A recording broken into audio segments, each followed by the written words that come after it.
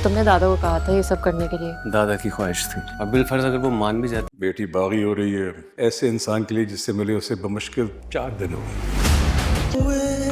हमने दिल के राबते उम्र सा। शरीन के रवैये पे बहुत डिसहार्टेंड है। वो खुद से शादी कैसे कर सकती है? शरीन आई थी, वो बता रही थी कि दादा ने उसके लिए तुम्हारा रिश्ता दिया था। मुलाकातों में मैं उसे रिश्ते का कहती हूँ। चंद मुलाकातों में शादी का तो सोच लिया तुमने। मैं इनकार कर देती, क्योंकि जिसको मैंने कहना था मैंने खुद कह दिया था। आपसे बांधे नाम तेरे दिल पे मैंने लिख दिया।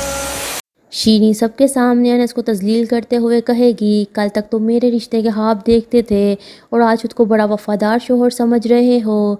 तुम्हारी हैसियत ही क्या है? इस बात पर आंसा खामोश नहीं रहेगी।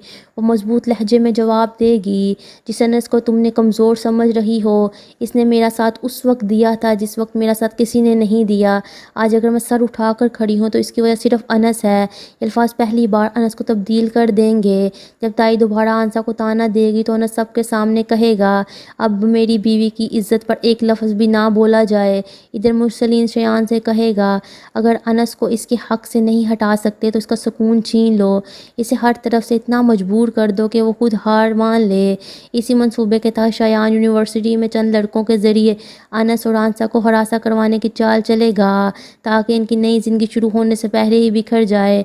दूसरी तरफ आंसा अपनी यूनिवर्सिटी की चीज़ें और कुछ फ़ाइलें अपने घर से लेने जाएगी। इसका भाई रास्ता रोक लेगा, मगर आंसा डट कर खड़ी रहेगी, मैं मांगने नहीं आई, अपना हक लेने आई हूँ। इस घर पर मेरा भी उतना ही हक है जितना आपका है भाई। बात हाथापाई तक पहुँचेगी, मगर अनस फ़ौरन आंसा के सामने आ जाएगा और पहली बार दोनों एक दूसरे की सबसे बड़ी ताकत बनते नज़र आएंगे। इधर मुरसलीन अपनी बेटी को फ़हाम से दूर रहने की लाख कोशिशें करेगा, मगर वो इसकी एक नहीं सुनेगी। फ़हाम अपनी झूठी मोहब्बत से मज़ीद अपने जाल में फंसा लेगा और मुरसलीन को एहसास होगा कि जिसने दूसरों के घर का सुकून छीना हो, आजमाइश अब उसके घर तक पहुँच चुकी है।